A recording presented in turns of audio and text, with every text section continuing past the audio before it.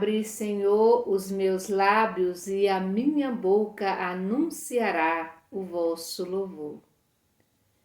Indo e vindo, trevas e luz, tudo é graça, Deus nos conduz. Indo e vindo, trevas e luz, tudo é graça, Deus nos conduz. Indo e vindo, trevas e luz, tudo é graça, Deus nos conduz. Nós vamos assim silenciando o coração, silenciando a nossa mente, tomando consciência dessa presença amorosa de Deus na nossa vida, tomando consciência de que Deus nos conduz nos momentos difíceis e nos momentos fáceis. Por isso ele nos conduz quando é luz e quando é também treva. Durante o dia e durante a noite, ele sempre nos conduz. Peçamos ao Senhor neste dia de hoje que a gente tenha consciência dessa presença dele, né? Às vezes a gente precisa pedir na nossa oração essa consciência de que Deus está presente, de que ele nunca nos abandona, de que ele caminha conosco e de que nos momentos difíceis, nos momentos de tempestade, no momento de escuridão, ele é a luz e ele nos carrega no colo se preciso for. Meu irmão e minha irmã, neste momento, nessa conexão profunda com o nosso Deus, vamos entregar nas suas mãos o nosso ser, a nossa vida, os nossos desejos, os nossos sonhos. Vamos entregar nas mãos de Deus as nossas dores. Vamos entregar nas mãos do Senhor a nossa saúde. Vamos nesse momento rezar, trazer presente para a nossa oração todas as pessoas que nesse dia de hoje estão mudas, não podem falar, não conseguem expressar os seus sentimentos, que nesse dia de hoje estão muito tristes, que nesse dia de hoje estão como se estivessem num beco sem saída. E, no entanto, nós já sabemos, Deus é sempre a saída, Ele é sempre a porta que está sempre aberta para que a gente possa entrar para o seu coração e sair quando a gente necessita sair. Vamos também rezar pelas pessoas que nesse dia pediram, que estão confiando em nossas orações. E em comunidade vamos rezar pela Maria Rita, pelo Miguel Barros Barbosa, pelo Davi Lucas, pelo Pedro Miguel, pela Ana Gabriela, pela Júlia dos Santos, Ana Lins, Tereza e Ricele Bezerra, Rosineide Maria Lins, Luiz Carlos Brito Santana. E rezando pelo Luiz, vamos também entregar nas mãos de Deus toda a sua família. Natália Rodrigues Neres, Wesley Costa, Flávio Lima, Alex Mota Gil, Neide Solange Gomes, Milena Coelho, Amaroli, Liene Santana, Meire Correia Lacerda, Janicléa Freitas, Maria Leite dos Santos, Maria Agnello, Oresina Maria, Solange Oliveira, Francisca Adailma de Souza, Maria Auxiliadora Castro, Baldo Cardoso. Queremos também rezar pela Keila Jubiele, Fabiana Oliveira e Eduarda Oliveira, Joana e Lucivânia Martins, João Paulo, Ritinha Castro, Sandra da Silva, Gildevan Alves, Angelina e Marise Umbelina de Santana, Maria Isabel Dias da Silva e Maria José Ferreira Messiano. Vamos também, neste momento, rezar pelas pessoas que estão com Covid, nos hospitais, que estão nas suas residências se recuperando. Queremos também trazer presente todos os idosos, todas as pessoas doentes que precisam de pessoas para cuidar e rezar pelos cuidadores e pelas cuidadoras, para que Deus dê bastante paciência, amor e muita coragem. Em nome do Pai, do Filho e do Espírito Santo. Amém. A Bíblia, o evangelho de hoje está em Mateus, capítulo 9, do versículo 32 ao 38. Ouvi, irmão, a palavra do Santo Evangelho escrito por Mateus. Glória a vós, Senhor. Quando já tinha saído os dois cegos, levaram Jesus um mudo que estava possuído pelo demônio. Quando o demônio foi expulso, o mudo falou, e as multidões ficaram admiradas e diziam: Nunca se viu uma coisa assim em Israel. Mas os fariseus diziam: é pelo príncipe dos demônios que ele expulsa os demônios. Jesus percorria todas as cidades e povoado, ensinando em suas sinagogas, pregando a boa notícia do reino e curando todo tipo de doença e enfermidade. Vendo a multidão, Jesus teve compaixão, porque estavam cansadas e abatidas, como ovelhas sem pastor. Então Jesus disse aos seus discípulos: a colheita é grande, mas os trabalhadores são poucos. Por isso, peçam ao dono da colheita que mande trabalhadores para a colheita. Palavra da salvação. Glória a vós, Senhor.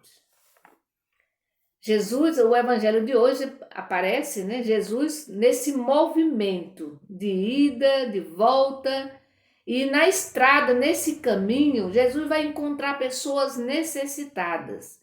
Ele curou, né? Como diz o próprio evangelho, quando já tinha saído os dois cegos, levaram Jesus um mudo, ou seja, ele já tinha curado pessoas com deficiência visual e agora, né, que foi o cego, quando o cego diz: Davi, filho de Davi, tenha piedade de nós. E no evangelho de hoje, Jesus vai curar um mudo. E aqui diz que ele estava possuído pelo demônio. Eu já falei aqui várias vezes que quando não se sabia qual era a origem do problema, da doença, era tudo atribuído ao demônio. E quando o demônio foi expulso, o mudo falou. E aqui diz que a multidão, né, as multidões, portanto, muita gente mesmo, ficavam admirados e diziam: eu nunca vi uma coisa dessa em Israel. Mas, enquanto a multidão ficava admirada, os fariseus resmungavam por trás, dizendo que Jesus expulsava os demônios, né? Que era pelo príncipe do demônio que Jesus expulsava o próprio demônio. Nada a ver, né? A gente percebe aí uma incoerência muito grande com aquilo que eles falavam, né?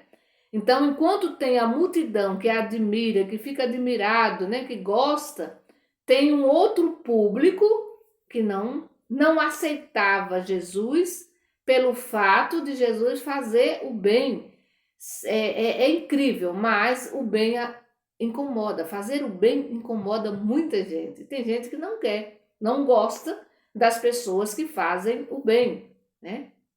Tem gente que não gosta. Infelizmente, isso é desde a época de Jesus, ou bem desde quando existe, desde quando foi criado o ser humano. E depois o evangelho vai dizer que Jesus percorria, gente. Olha, Jesus não parava. Jesus não ficava dentro de uma igreja ou de um espaço, né, dentro de um salão ou dentro de um escritório fechado, esperando que as pessoas fossem até ele, né? Mas Jesus, ele vai caminhar, ele vai de povoado em povoado, de cidade em cidade. E é interessante que ele vai ensinar a Boa Nova nas sinagogas. Sinagogas eram as pequenas comunidades, eram as capelas das comunidades. A gente pouco fala-se de Jesus ensinando no templo. Sim, ele aparece, mas aparece mais Jesus ensinando no caminho, né, no percurso, né, no seu caminhar, e também nas sinagogas, nas capelas das comunidades. E ali ele vai pregar a boa notícia do reino e ele vai curar todo tipo de doença, todos os tipos de doença e de enfermidade, conforme diz o Evangelho. E aqui é nesse caminho que Jesus, cheio de compaixão, ele vai olhar para aquelas multidões e ele vai enxergar, ele vê aquela multidão, né, aquelas multidões como ovelhas, né, cansadas, abatidas e sem o pastor, ou seja, sem o cuidado do pastor, né? E é verdade, né? Porque o que isso quer dizer? O que quer dizer esse evangelho? Que as lideranças da época não cuidavam bem das pessoas, sobretudo dos doentes, dos pobres, dos excluídos, dos pecadores, das mulheres, das crianças. Por isso que Jesus vai olhar com compaixão, ele vai enxergar, ele ver, né? E ele vai olhar para essas ovelhas e ele mesmo vai dizer, como ovelhas cansadas e abatidas, como ovelhas sem pastor. E aí Jesus vai olhar, né? Jesus vai olhar para aquela multidão e é interessante que ele vai se dirigir agora aos discípulos.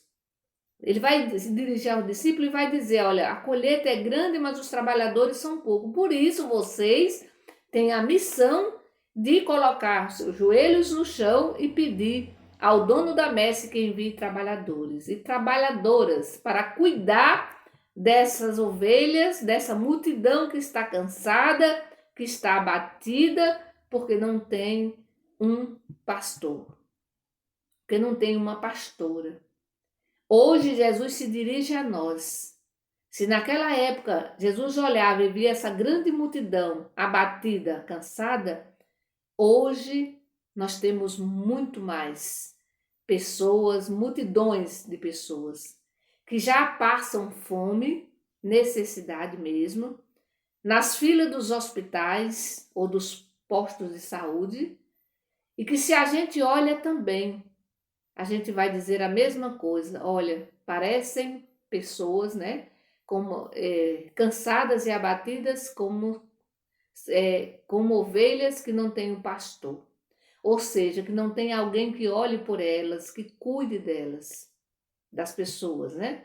Então, meu irmão e minha irmã, o convite de hoje, do evangelho de hoje, que Jesus nos faz nesse evangelho, é justamente nos colocarmos à disposição e não permitir que tantas pessoas cansadas e abatidas fiquem ao léu, fiquem jogadas, sem ter ninguém para que fale por elas, que cuide, que brigue pelos seus direitos, que lute, na verdade, que lute pelos seus direitos.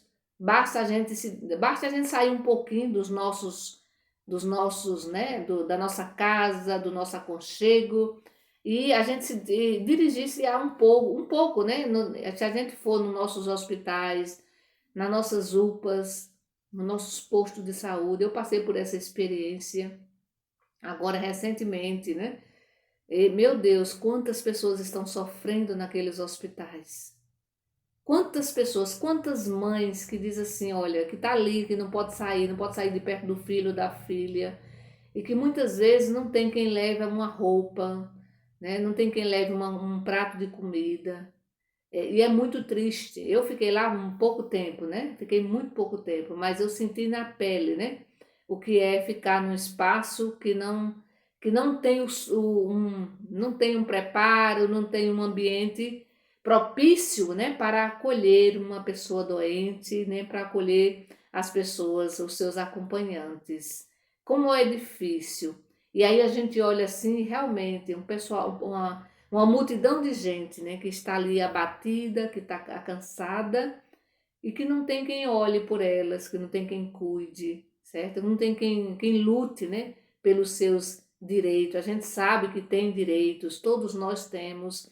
Para isso nós pagamos impostos caríssimos, mas no entanto, nós não temos direitos a muita coisa. Falta-nos muita coisa mesmo. E aí é como Jesus disse, parece ovelhas, aparece, né? Ovelhas que não têm um pastor ou não têm uma pastora. E no convite de hoje é sermos mesmo pastores e pastoras, no sentido de aguçar a nossa sensibilidade para perceber essas realidades e tentar ajudar de alguma maneira. E você pode me dizer, irmão, eu vou fazer o quê? Será que realmente a gente não tem nada para fazer mesmo? Eu acredito que nós temos muito o que fazer. É claro que diz, como diz, uma andorinha só não faz verão, mas quem sabe se a gente se reunir, se a gente se unir, a gente não consegue lutar pelos direitos dessas pessoas, né? E aí só sabe quem passa quem faz, na verdade, a experiência, né? Aí a gente sabe direitinho o que é que Jesus está falando. Certamente Jesus hoje olha e ele percebe que tem uma multidão cansada, que tem uma multidão abatida, né? E ele sabe que precisa de pessoas corajosas. Então, por isso que ele vai pedir, olha, peçam, a colheita é grande, mas os trabalhadores e as trabalhadoras ainda são muito poucas, são pouca gente que olha, né? E, no entanto, a gente pode colocar o nosso joelho no chão e pedir. Primeiro, não é só pedir para que o outro seja um trabalhador, né? Que seja um trabalhador para a messe do Senhor, né? Para ajudar na messe do Senhor. Mas primeiro pedir a Deus que me dê coragem, para que eu seja a primeira da fila, né? Como operária do Senhor, como missionária do Senhor, como profetisa e como profeta, né, do Senhor, sobretudo nesses espaços onde o sofrimento é grande. Nesses espaços, quando eu falo nesses espaços, nos hospitais, nos postos de saúde e em tantos outros ambientes que tem muita gente sofrendo. Então que o Senhor, nesse dia de hoje, Ele nos ajude a cumprirmos a nossa missão de cristão, de cristã, batizados e batizadas. Que o Senhor nos abençoe. Em nome do Pai, do Filho e do Espírito Santo. Amém. Bendigamos ao Senhor e demos graças a Deus.